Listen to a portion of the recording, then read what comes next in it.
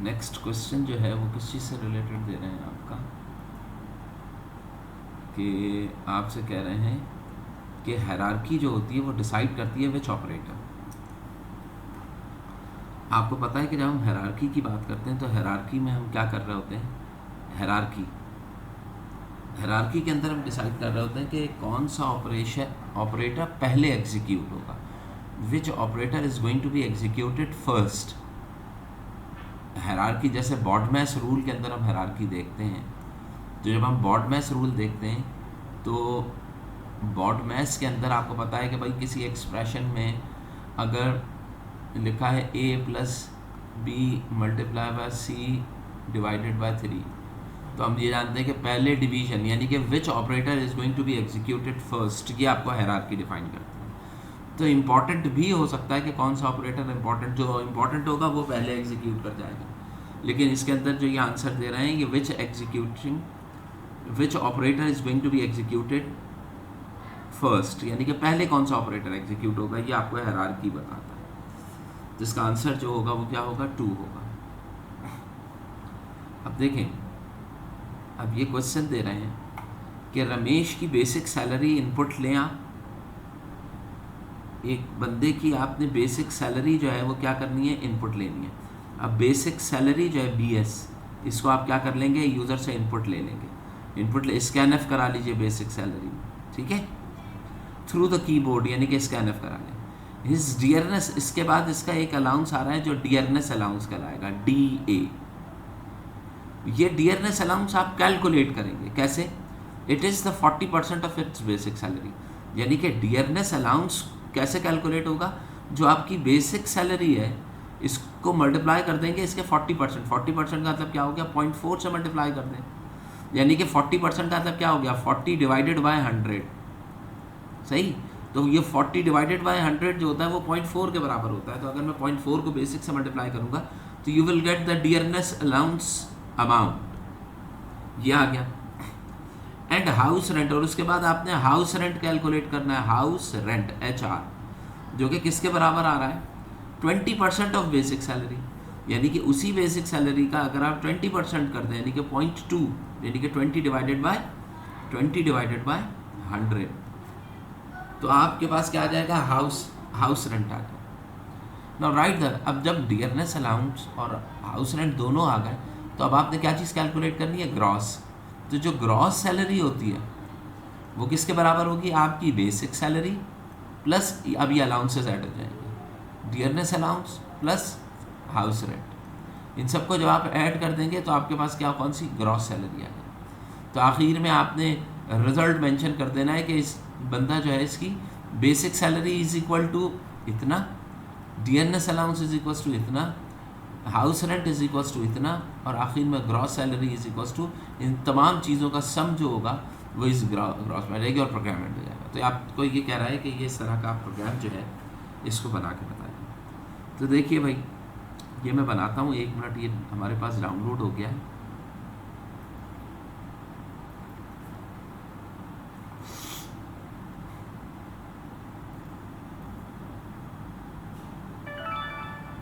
एक सेकंड,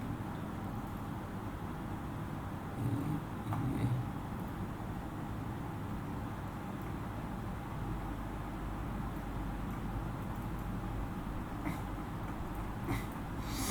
इसके ऊपर लिखा बेहतर तरीके से जाएगा। अच्छा जी, अभी बेसिक सैलरी वाला पार्ट देख रहे थे हम।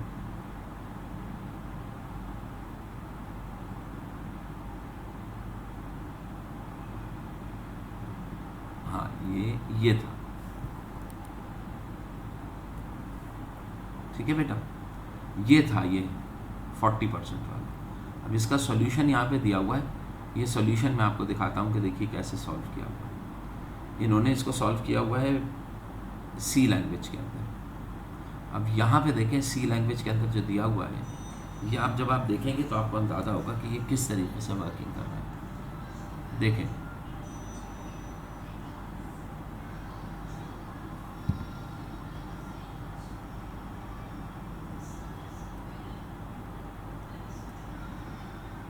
लो भाई, ये तो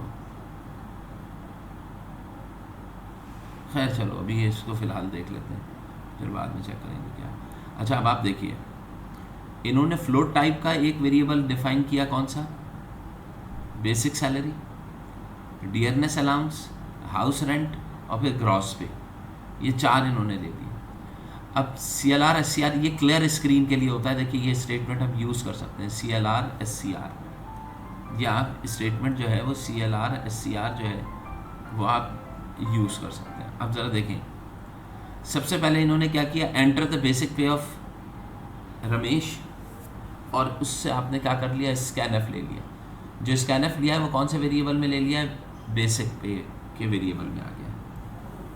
अब आप क्या करेंगे कि डियरनेस अलाउंस के लिए कैसे किया, बेसिक पे जो थी उसको हमने 0.4 से मल्टीप्लाई करके डियरनेस में चले गए, और बेसिक पे को 0.2 से मल्टीप्लाई किया तो हाउस रेंट में आ गया। फिर आपने बेसिक पे, डियरनेस अलाउंस और हाउस रेंट, इन तीनों को क्या कर दिया है, ऐड कर दिया। तो इसकी एडिशन से आपके पास आंसर क्या गया, ग्रॉस पे। और ग्रॉस पे आ जाने का मतलब क्या है कि आपके पास DA भी पता लग गया, HR भी पता लग गया और ग्रॉस पे भी पता लग गया। तो अब आप ऑनवर्ड्स क्या कर सकते हैं, सिर्फ और सिर्फ इनको प्रिंट कराना है। तो देखिए प्रिंट एफ बेसिक पे की जगह इन्होंने BP प्रिंट करा दिया %f पे, फिर डियरनेस अलाउंस प्रिंट कराया, फिर ये सारे प्रिंट कराते चले गए। तो ये आपके पास इस तरीके से रिज़ल्ट जो होगा वो प्रिंट हो जाएगा। और फिर आखिर में इन्होंने देखिए यहाँ पे गेट CH लिया है, तो ये आपको करने की ज़रूरत नहीं है, यानी कि ये वो है कि बिफोर एग्जिट आप क्या करेंगे, अ की विल बी प्रेस्ड। वरना पहले क्या होता था, मैंने आपको बताया था कि स्क्रीन के ऊपर रिजल्ट आता था और गायब हो जाता था, आप देख नहीं पाते थे। तो आज देखने के लिए आप क्या करते हैं, गेट CH। इसका मतलब क्या होता है कि read a character from keyboard.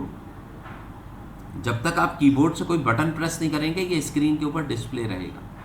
तो ये इस तरह से आपको डिस्प्ले दिखाया गया, ठीक है। 1 मिनट में इसको एक दफ़ा और करके देखूँ क्योंकि कलर्स नहीं आ रहे हैं इसमें।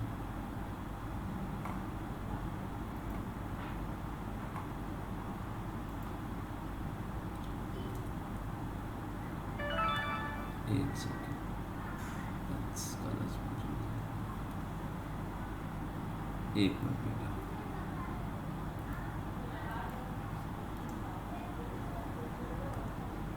हाँ ये कलर्स गायब हो गए, तो क्लोज, इंसर्ट,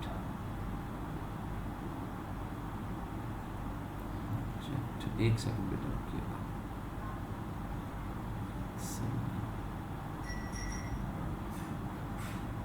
वर्ड डॉक्यूमेंट,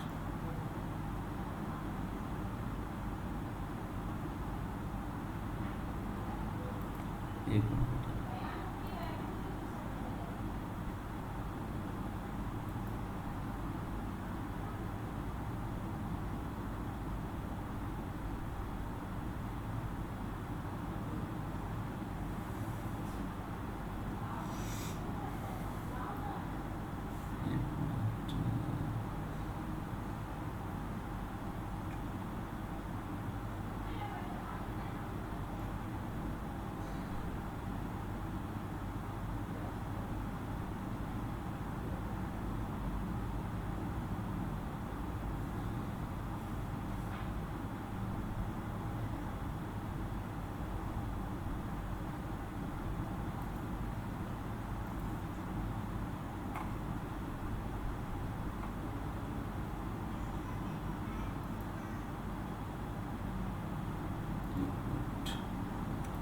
एक मिनट बेटा रुकिएगा।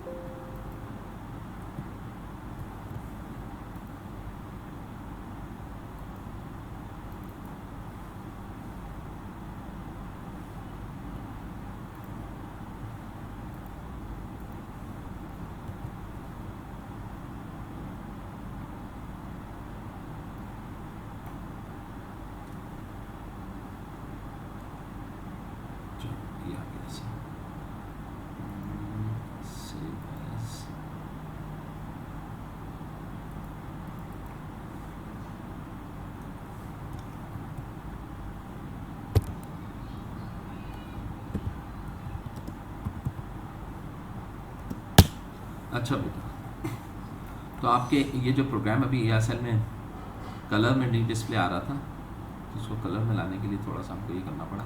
अब ज़रा देखिए, तो ये वाला प्रोग्राम अभी मैंने आपको दिखाया था, और ये प्रोग्राम आपके समझ में भी आया होगा कि किस तरीके से टेक्स्ट किया। अब दूसरा क्वेश्चन दे रहे हैं कि the distance between two cities. अब ये क्वेश्चंस दिए जा रहे हैं, ये कहना है कि दो सिटीज़ के दरमियान, बिटवीन टू सिटीज़ डिस्टेंस जो है वो किस में आप इनपुट ले रहे हैं, किलोमीटर में ले रहे हैं एज एन इनपुट ले रहे हैं। तो आपने क्या कर दिया, आपने डिस्टेंस इनपुट ले लिया DIS, ठीक है।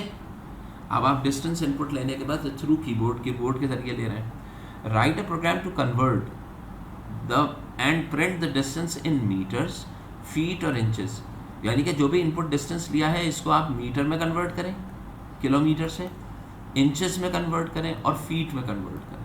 तो सबसे पहले तो तुम्हें मीटर से इंच में और मीटर से फीट में आने का फॉर्मूला पता होना चाहिए कि किस फॉर्मूले के थ्रू आएंगे। तो देखिए, अगर मैं इस प्रोग्राम की तरफ जाऊं तो इस प्रोग्राम के अंदर ये चीज़ गिवन होगी। देखिए, ये इसका प्रोग्राम बना हुआ है कि यूज़र से पहले डिस्टेंस इन किलोमीटर इनपुट लिया गया है और फिर इसको सब में कन्वर्ट। तो देखिए कैसे कन्वर्ट है, पहले क्लियर स्क्रीन कराया, फिर प्रिंट एफ किया, एंटर डिस्टेंस इन किलोमीटर। अब देखिए इनपुट कैसे ले रहे हैं, ये जो km है ये वेरिएबल है, फ्लोटिंग टाइप वेरिएबल, जिसमें इनपुट डिस्टेंस लिया है। तो देखिए %f करके किलोमीटर में इनपुट ले लिया और किलोमीटर में इनपुट आ गया। अब आप कौन सा वेरिएबल कैलकुलेट कर रहे हैं, मीटर। तो देखो मीटर किसके बराबर लिख रहा हूँ मैं, कि मीटर इज इक्वल टू जो किलोमीटर आया है, जो भी डिस्टेंस, مثلا आपको दे दिया गया 4 किलोमीटर, किलोमीटर में क्या पड़ा हुआ है, 4 पड़ा हुआ है। तो बताओ 4 को मीटर में कन्वर्ट करने के लिए मल्टीप्लाई कर देंगे किस चीज़ से, 1000 से। यानी कि किलोमीटर की वैल्यू को, यानी कि ये चीज़ किलोमीटर है ना, तो अगर किलोमीटर को मैं मल्टीप्लाई करता हूँ किस चीज़ से, 1000 से, whatever the value which is in kilometre when we multiplied by 1000 you will get the answers in metres. तो देखिए मीटर जो है वो किसके बराबर है, किलोमीटर मल्टीप्लाई बाय 1000। यानी कि किलोमीटर में अगर यूज़र ने इनपुट 4 दिया है तो 4 का मल्टीप्लाई करूँगा 1000 से, तो मीटर में 1000 आ जाए। अब मीटर के अंदर अगर 4000 आ गया तो how do we convert it into centi. तो बताइए 1 मीटर में 100 सेंटीमीटर होते हैं, 1 किलोमीटर में 1000 मीटर्स होते हैं। तो बताइए मीटर को सेंटीमीटर में कन्वर्ट करने के लिए मीटर की वैल्यू को मल्टीप्लाई कर देंगे किस चीज़ से, 100 से। तो जब आप 100 से इसको मल्टीप्लाई करेंगे तो आपके पास क्या आ जाएगा, सेंटीमीटर। और बताइए 1 इंच में 2.54 सेंटीमीटर्स होते हैं। तो सेंटीमीटर को 2.54 से जब आप डिवाइड करेंगे तो आपके पास इंचेस में रिजल्ट आ जाएगा। और इंचेस, 1 इंच के अंदर कितने, 1 फुट में 12 इंचेस होते हैं। यानी कि ये फॉर्मुलेशन है, ये फॉर्मूलाएँ हैं, ये फॉर्मूला। आप इंच को अगर आप 12 से डिवाइड कर देंगे तो आपके पास क्या आ जाएगा, फीट्स आ जाएंगे। मसलन 12 इंच अगर आ रहा है तो इसको 12 से डिवाइड करेंगे तो 1 फुट आ जाएगा। तो ये सिर्फ और सिर्फ फॉर्मुलेशन है, ये आपने मैथमेटिकल कैलकुलेशन परफॉर्म करनी है।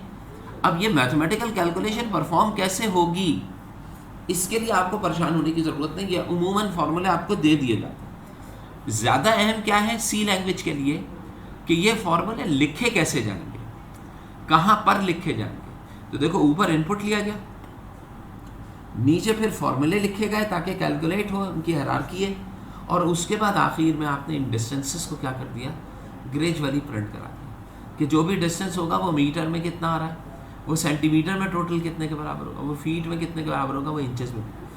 और प्रेस यानी किया आपने किया, ये किसके लिए किया जा रहा है, टू डिस्प्ले ऑन स्क्रीन, कि स्क्रीन के ऊपर थोड़ी देर नज़र आए। जैसे ही आप गेट CH में कैरेक्टर प्रेस करेंगे प्रोग्राम जो होगा वो एंड हो जाए। तो ये दूसरा पार्ट हो गया। अब थर्ड वन क्या है, if the marks obtained by a student in 5 different subjects are input.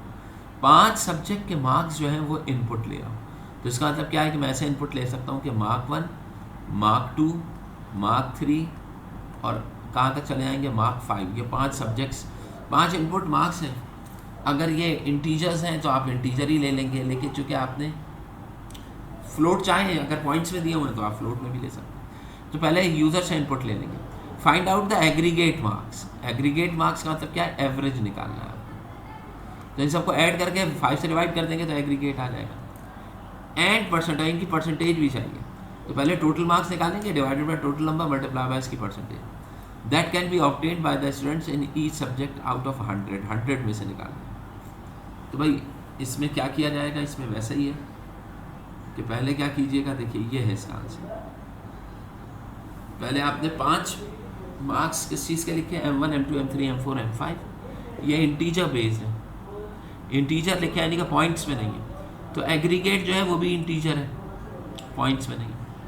और परसेंटेज फ्लोट ली जाएगी, यानी कि परसेंटेज जो होगी वो पॉइंट्स में होगी, ठीक है, यानी कि पॉइंट्स में, यानी कि फ्रैक्शन में होगी आपके पास, डेसिमल में होगी आपके पास। तो अब बताओ, क्लियर स्क्रीन कराए, CLR SCR होता है। उसके बाद क्या कर रहे हैं, एंटर मार्क्स इन 5 सब्जेक्ट्स लिखा और 5 नंबर जो है %D करके एक साथ इसने क्या करा लिया, इन वेरिएबल्स में इनपुट करा लिया। एग्रीगेट का मतलब क्या हो गया, टोटल कैलकुलेट करें। एग्रीगेट जो है वो एवरेज को नहीं कह रहे बल्कि क्या कह रहे हैं, टोटल मार्क्स को कह रहे हैं। तो देखो इसने टोटल कैलकुलेट कर लिए, M1 M2 M3 M4 M5। जब इसने इनको एडअप किया तो आंसर सम में चला गया, यानी कि एग्रीगेट में चला गया। और एग्रीगेट को 5 से डिवाइड कर देंगे या इसका एवरेज ले लें तो आपके पास क्या आ जाएगी, परसेंटेज आ जाएगी। अब एग्रीगेट जो है वो भी इंटीजर है, 5 से डिवाइड कर रहे हैं वो भी इंटीजर है, तो आने वाला आंसर सिर्फ इंटीजर वैल्यू मूव करेगी। अगर परसेंटेज में कोई फ्रैक्शन वैल्यू आ रही होगी तो वो नहीं है। तो ज़्यादा बेहतर ये था कि आप यहाँ पे लिखता एग्रीगेट आप लिखते और डिवाइडेड बाय 5 का मतलब क्या है, 5 सब्जेक्ट्स हैं ना, उनसे डिवाइड करना। आप 5 के बजाय इसको 5.0 से डिवाइड करते, तो ये वाली चीज़ क्या आ जाती, फ्लोट आ जाती है, और यहाँ पे इंटीजर। तो रिटर्न वैल्यू क्या रहती, फ्लोट, क्योंकि आपको पता है कि परसेंटेज वेरिएबल जो है वो क्या है, वो फ्लोट वेरिएबल है। वो कौन सा वेरिएबल है, फ्लोट वेरिएबल। तो ज़्यादा बेहतर ये था कि आप इसको फ्लोट में मार्क करते, फ्लोट में रखते। समझ में आ रही बात बेटा?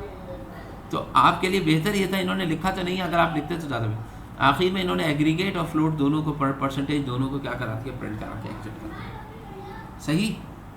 तो ये बिल्कुल सेम है कि ऊपर वाले पार्ट में इनपुट लिया गया है, नीचे प्रोसेसिंग की गई है और आखिर में आउटपुट आ गया। नेक्स्ट देखें क्या कह रहे हैं, temperature of a city in Fahrenheit input ले रहे हैं थ्रू कीबोर्ड। अब फ़ारेनहाइट के अंदर टेम्परेचर इनपुट लिया जा रहा है और टेम्परेचर को कन्वर्ट किया जा रहा है सेंटीग्रेड में।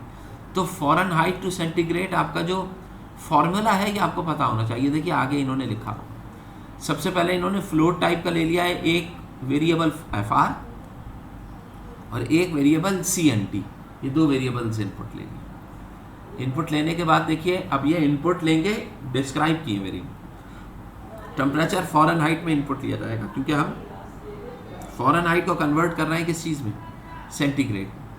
अब ये बताइए फॉर्मूला क्या है, centigrade is equals to 5 divided by 9 multiply by Fahrenheit minus 32, ये इसका फॉर्मूला है। अब ये बताइए फ़ारेनहाइट माइनस 32 करेंगे तो यहाँ पे आंसर फ्लोट आएगा, और 5 डिवाइडेड बाय 9 भी हमें क्या फ्लोट में चाहिए। तो इसमें अगर आप 5 डिवाइडेड बाय 9.0 लिख देते हैं तो भी ठीक है, या ऊपर वाले के साथ 0 लिख लें तो भी ठीक है, और या आप दोनों के साथ जीरोस लिख सकते हैं दोनों, ताकि यहाँ पे आंसर जो है वो फ्लोट में आए, डेसिमल्स में आए। अब फ्लोट को फ्लोट से मल्टीप्लाई करेंगे तो फ्लोट आएगा, और कन्वर्जन में जो रिजल्ट रिटर्न बैक करेगा वो भी क्या होगा, फ्लोट होगा। तो जो सेंटीग्रेड होगा वो किस में आ जाएगा, आपके पास फ्लोट में आ जाएगा। तो आपके पास रिजल्ट जो है ये फ्लोट के अंदर यहाँ पे क्या हो जाएगा, सेम हो जाएगा, गेट चेंज। सही। तो इस तरीके से इन्होंने फ़ारेनहाइट टेम्परेचर को कन्वर्ट कर दिया है किस चीज़ में, सेंटीग्रेड के अंदर। अगला देखें, the length and breadth of a rectangle. एक रेक्टेंगल की लेंथ दी गई है और एक उसकी ब्रेथ दी गई है।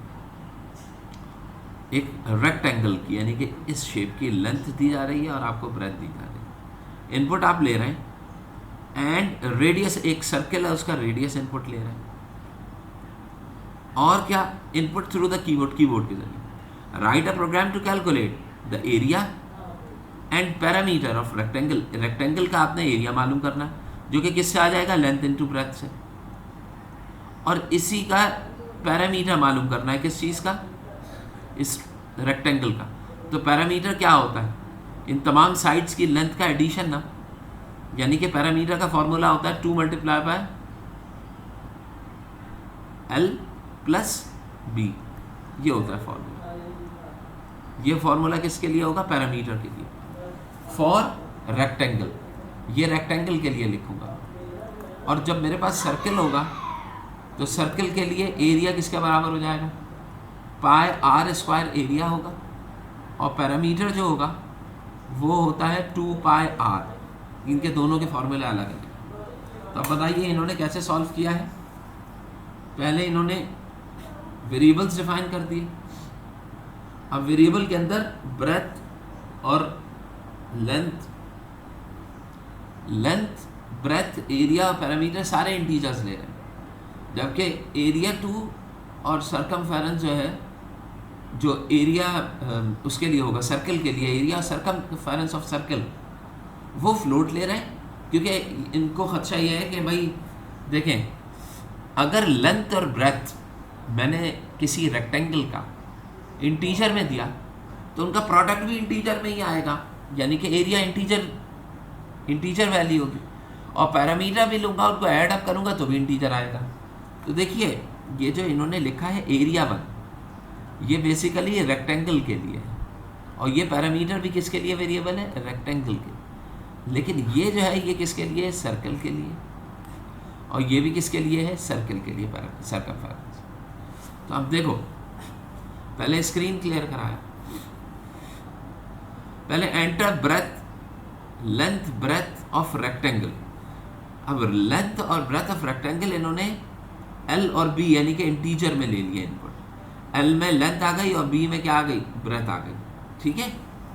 फिर इन्होंने एरिया 1 कैलकुलेट किया। एरिया 1 किसका था? रेक्टेंगल के लिए। तो area 1 rectangle length into breadth के बराबर आ गया, एरिया कैलकुलेट हो गया, एरिया 1 में वैल्यू आ गई। पैरामीटर किसके बराबर होगा? मैंने फॉर्मूला भी बताया था, 2 multiply by L plus B। तो देखिए इसको मैं ऐसे भी लिख सकता हूँ, 2 multiply by L plus 2 multiply by B, ऐसे भी लिख सकता हूँ। तो देखिए इन्होंने 2 multiply L plus 2 multiply by B लिखे, पैरामीटर भी क्या। अब ये दो चीज़ें किसकी आ गई? रेक्टेंगल की आ गई। अब इसने इसको प्रिंट करा दिया, एरिया ऑफ रेक्टेंगल इज इतना, ठीक है। इसको प्रिंट करा रहा है एरिया, अभी सर्कल का नहीं किया इन्होंने। And area and parameter of rectangle, rectangle का जो पैरामीटर है वो इस पैरामीटर की वैल्यू जो होगी वो यहाँ पर आ जाएगी। अब ये काम करना है, यहाँ तक रेक्टेंगल का कंप्लीट हो गया। अब ये वाला पार्ट जो है वो किसके लिए होगा? सर्कल के लिए। तो पहले आपने सर्कल का रेडियस इनपुट लिया, लेकिन आप देखिए रेडियस जो इनपुट ले रहे हैं वो भी किस में ले रहे हैं? इंटीजर में इनपुट ले रहे हैं। फिर फॉर्मूला एरिया के लिए लगाया, 3.14 कांस्टेंट हो गया। फॉर्मूला क्या था? Pi square, pi R square, यही फॉर्मूला था। पाई की जगह पाई की वैल्यू लिख दी 3.14 मल्टीप्लाई बाय आर स्क्वायर के क्या लिख लिया? आर मल्टीप्लाई बाय, यहाँ पे आर में इनपुट में वेरिएबल में इनपुट लिया ना रेडियस, तो आर मल्टीप्लाई बाय आर कर देंगे, तो एरिया आपके पास क्या आ जाएगा? 8। और इसी तरीके से ये फॉर्मूला आपने कर दिया सर्कमफेरेंस। तो ये दोनों चीज़ें यहाँ से कैलकुलेट है। अब एरिया ऑफ सर्कल को इन्होंने प्रिंट और सर्कमफेरेंस को इन्होंने प्रिंट करा दिया, लेकिन इसको प्रिंट कराया जा रहा है in terms of F floating point, क्योंकि हो सकता है कैलकुलेट करने के बाद रिजल्ट जो है वो फ्लोट में गया, क्योंकि आपके पास पता है 3.14 जो होता है वो होता ही एक फ्लोटिंग नंबर है। तो एरिया ऑफ सर्कल आप उस वक्त तक कैलकुलेट कर ही नहीं सकते जब तक इसके एरिया ऑफ सर्कल को आप फ्लोटिंग के अंदर कन्वर्ट ना कर दें, क्योंकि ये डेसिमल में ही आएगा हमेशा एरिया, ठीक है। अगला क्वेश्चन क्या कह रहे हैं? 2 numbers are input through the keyboard. 2 number input करें आप कीबोर्ड के थ्रू इनटू 2 लोकेशंस, 2 मुख्तलिफ वेरिएबल्स में डाल दें, एक सी में डाल दें, एक डी में इनपुट लेके। Write a program to interchange the connect contents, और फिर एक ऐसा प्रोग्राम बनाएं जिसमें सी के, ये वेरिएबल सी है, ये वेरिएबल डी है। आपने सी में इनपुट लिया 10 और डी में इनपुट लिया 8। आप क्या करें? इनके कॉन्टेंट्स को इंटरचेंज कर दें। तो आप याद करें मैंने कैसे बताया था, एक और वेरिएबल ले लें m, पहले c के कंटेंट को किस में डालें? m में डाल दें, ठीक है। फिर क्या करते थे? d के कंटेंट को c में डाल दीजिए, ठीक है, और फिर m के कंटेंट को d में डाल दें, तो ये कहाँ चला जाएगा? d में। ये वही है कि 2 प्लेटें, इसमें आपके पास, इसमें सपोज कि आपके पास करी है, सालन है, ठीक है, और इसमें राइस है आपके पास। आपने प्लेट ए है और ये प्लेट बी है, आपने इन प्लेटों को इंटरचेंज करना है कि चावल इसमें आ जाएं और सालन इसमें आ जाए। तो आप एक तीसरी प्लेट ले लेंगे सी, करी जो है, सालन जो है वो सी में डाल देंगे, तो ये प्लेट खाली हो जाएगी। फिर ये राइस को क्या करेंगे, इसमें डाल देंगे। जब आप करी खाली प्लेट में डालेंगे तो ये इसमें आ जाएंगे, और फिर यहाँ पे जो करी था उसको आप किस में डाल देंगे, प्लेट बी में डाल देंगे, यानी कि राइस वाली प्लेट में। तो आखिर में ये दोनों, तो ये ऐसे ही वेरिएबल्स भी इंटरचेंज होंगे। तो देखिए सबसे पहले इन्होंने लोकेशन सी और लोकेशन डी पे वैल्यूज़ डाल दी, इनपुट ले लिया यूज़र से, पहले वेरिएबल सी की वैल्यू ली, फिर वेरिएबल डी की वैल्यू ले ली। अब वैल्यूज़ लेने के बाद इन्होंने यहाँ पे क्या किया है, देखें, सी के कंटेंट को उठा के ई में डाल दिया, ई एक एक्स्ट्रा प्लेट थी, ठीक है। फिर डी के कंटेंट को किस में डाला, सी में, और फिर ई के कंटेंट को डी में डाल दिया। ये आप खुद देख के करेंगे तो आपको समझ में आएगा। आखिर में सी डी को प्रिंट कराएंगे तो ये रिवर्स में प्रिंट हो रहे होंगे, यानी कि कंटेंट जो है वो स्वैप कर चुके होंगे, इंटरचेंज होंगे।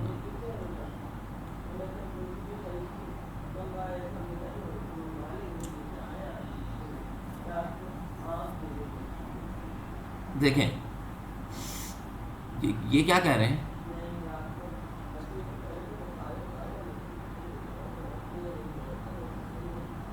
अच्छा ये मॉड्यूलस के लिए दे रहे हैं। The division operator returns the quotient. Division operator का मतलब क्या है, ये percent operator on dividing one number by another, where the modulus operator gives the remainder on dividing one number by operator, for example this। देखें इन्होंने दिया हुआ, ये कह रहे हैं कि 5 डिजिट्स वाला कोई नंबर लें, जैसे आपने इनपुट लिया 4 5 2 9 1।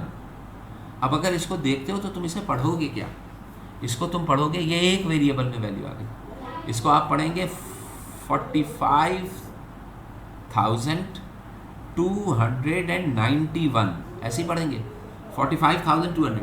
आपको करना ये है कि आप करने ये जा रहे हैं कि आप 4 को 5 को 2 को 9 को और 1 को, इन तमाम डिजिट्स को आपस में क्या करें, ऐड करें, प्लस कर लें, और रिजल्ट बताइए क्या आ रहा है। सही। तो अब अगर मेरे पास एक नंबर ये दिया हुआ है कि 45,291, तो इसमें सबसे पहले मुझे किस चीज़ को पिक करना है, 4 को। तो बताइए मैं 4 को कैसे पिक कर सकूँगा। 4 को पिक करने के लिए अगर आप इस नंबर को, जो भी नंबर दिया, लेकिन यार ये आपके उससे ऊपर चला जाएगा, ये कर तो सकते हैं। अब अगर मैं इसको डिवाइड करता हूँ किस चीज़ से, इसको डिवाइड करता हूँ 4, इससे मैं डिवाइड करता हूँ, यानी कि 10,000 से डिवाइड कर देता हूँ 45। जितने डिजिट्स हैं उतने ही डिजिट से मैं क्या करता हूँ, इसे डिवाइड कर देता हूँ। अब यहाँ पे देखिए ए, अगर ये इन्होंने बताया हुआ है कि 12m% आएगा, तो इसका रिमाइंडर जाएगा 0, क्योंकि इक्वली डिविजिबल है कम्प्लीटली। और यहाँ पे करेंगे तो रिमाइंडर क्या आएगा, 3 आएगा। देखते हैं इन्होंने क्या किया हुआ, फिर उसके हिसाब से चेक करेंगे। देखिए मेन, क्योंकि मैं फिर कोई और मेथड बता दूँ, इन्होंने कुछ और दिया हुआ हो तो फिर मसला ना बने। देखिए इन्होंने वेरिएबल डिफाइन किया, पहले क्लियर स्क्रीन कराया, 5 डिजिट नंबर इनपुट ले लिया, लेकिन ये नंबर इससे लेस होना चाहिए, क्योंकि आपको पता है इससे लंबा, इससे बड़ा हुआ तो फिर वो इंटीजर में आएगा नहीं, इंटीजर के अंदर नहीं आएगा, फिर नंबर गलत। तो इससे छोटा ही नंबर आपने देना। आपने एक इनपुट नंबर ले लिया। अब जो आपने इनपुट नंबर लिया है वो कौन से वेरिएबल में आया है, वो नम वेरिएबल में आ गया। सही। अब नम को इन्होंने पहले किससे डिवाइड किया है, 10 से। अब सपोज इन्होंने वैल्यू लिया है 3 1 2 5 9, ठीक है, ये वैल्यू लेगा। ये कह रहे हैं कि पहले इस नंबर को आप डिवाइड करें किस चीज़ से, 10 से। इस नंबर को किससे, 10 से। पहले 10 से डिवाइड नहीं करना है, आपने रिमाइंडर लेना है 10 से इसका। जब आप 10 से करेंगे तो 10 3 सा क्या होगा 30, कितना बचा 1 2 5 9, फिर 10 1 सा 10, क्या बचा 2 5 9, फिर 10 2 सा 20, क्या बचा 5 और 9, फिर 10 5 सा 50, ठीक है 10 5 सा 50, कितना बचा 9। तो बताइए आपके पास रिमाइंडर 10 से डिवाइड करने के बाद अगर मैं इस नंबर को 31259 इसको मैं परसेंट लेता हूँ किसके साथ 10 के साथ, तो जो आपके पास रिमाइंडर, अब मजीद तो नहीं कर सकते ना क्योंकि छोटा हो गया, रिमाइंडर कितना बच रहा है 9। तो इसका मतलब क्या है, अगर मैं इसको रिमाइंडर के फॉर्मूले में अप्लाई करता हूँ और 10 से डिवाइड करता हूँ तो आपके पास ये जो इसका आखिरी नंबर है ना वो रिमाइंडर हो रहा है 9। रिमाइंडर होने का मतलब क्या है कि जो लास्ट डिजिट है ना ये रिटर्न करेगा। तो आपने इस लास्ट डिजिट जो रिटर्न कर रहा है, देखें लास्ट डिजिट एक्सट्रैक्टेड, ये कर रहा है ना, इसमें से लास्ट डिजिट को एक्सट्रैक्ट किया जा रहा है, निकाला जा रहा है। समझ में आ रही बात? इसमें से जो हम एक्सट्रैक्ट कर रहे हैं वो लास्ट डिजिट एक्सट्रैक्ट कर रहे हैं। यहाँ पे देखें तो लिखा हुआ है कि लास्ट डिजिट एक्सट्रैक्टेड रिमाइंडर, यानी कि नम रेशो 10 करूँगा तो इसके अंदर का जो आखिरी डिजिट ये 7 जो होगा ये हट के किस में आ जाएगा, वेरिएबल ए में आ जाएगा, ठीक है। अब जब हम नम को 10 से डिवाइड करेंगे तो इसका मतलब क्या है कि ये, अब देखें इसके डिवीजन में क्या होगा, ये अगली पहली स्टेटमेंट कह रहे हैं a is equal to num ratio 10, तो a में क्या चीज़ आ जाएगा, पहला डिजिट आ जाएगा। अब रिमाइंडर जो बचे हुए नंबर, अब इसका मतलब क्या, पहला डिजिट चला गया ना, तो अब मुझे किसके साथ काम करना है, अब मुझे जो वर्किंग करनी है वो ये वाली चीज़ ख़त्म कर दें। अब मुझे सिर्फ और सिर्फ 3125 लेना, यानी कि अगर मैंने ये 7 को यहाँ से एलिमिनेट कर दिया तो अब बचे हुए नंबर कितने आने चाहिए, 3276 आना चाहिए। आखिरी डिजिट को मुझे क्या कर देना चाहिए, ख़त्म कर देना। बताइए आखिरी डिजिट अभी नम के अंदर तो आपके पास लिखा हुआ है 32767, ये आपके पास किस में लिखा है, नम में लिखा है। तो मैं क्या करूँगा कि अगर मैं इस एक और वेरिएबल n लेता हूँ और इस नम को मैं डिवाइड कर देता हूँ किस चीज़ से, 10 से। अभी बताइए इसको अगर मैं 10 से डिवाइड करता हूँ तो ये लास्ट डिजिट खुद ब खुद एलिमिनेट हो जाएगा, यानी कि ये रिटर्निंग वैल्यू जो होगी वो आपके पास, चूँकि ये न्यूमेरिक इंटीजर है तो नम n के अंदर जो रिजल्ट आएगा वो आएगा 3276 आ जाएगा। ये लास्ट डिजिट जो होगा वो क्या हो जाएगा, एलिमिनेट। मसलन देखें आंसर क्या आएगा, 32767 है, इसको अगर मैं डिवाइड करूं 10 से तो आपके पास आंसर आएगा 3276.7, लेकिन ये इसकी रिटर्निंग वैल्यू चूंकि इंटीजर है लिहाजा ये आखिरी डिजिट को क्या कर देगा, एलिमिनेट कर देगा। तो रिटर्निंग वैल्यू क्या आएगी, 3276, तो n में क्या आ जाएगा, 3276। अब ये बताइए n को अगर मैं दोबारा से रिमाइंडर करता हूँ 10 के साथ तो ये इसकी रिटर्निंग वैल्यू अब यहाँ पे क्या आएगी, 6 आई। तो इसकी रिटर्निंग वैल्यू को मैं किस में मूव करा दूंगा, b में। तो b कौन सा डिजिट रखेगा इसके अंदर, 6, फिर अगली दफ़ा क्या रखेगा, 7, फिर 2, तो ऐसे तमाम डिजिट्स आते जाएंगे। देखिए इन्होंने अगर यहाँ पे किया हुआ होगा तो देखिए इन्होंने सारे डिजिट्स को अलग अलग किया, सेकंड डिजिट गया, फिर थर्ड डिजिट, और इस तरीके से फर्स्ट तक आ गया।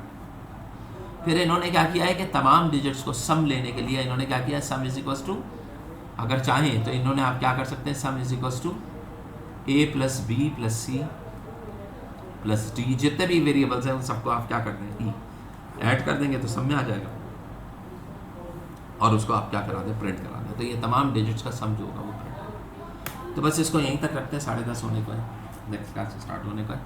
अगर कोई क्वेश्चन हो तो कर लें, वरना इसको हम यहीं